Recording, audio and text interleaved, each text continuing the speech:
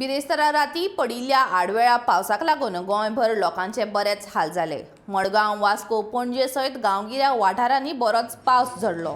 वांगडा जगला आनी गडगड मारिल्ल्यान वास्को शारांत आनी माशेल सारक्या वाठारांनी लायट गेल्ल्याचें कळ्ळें। गोंय वेधशाळेन लायिल्लो अदमास सारको थारलो।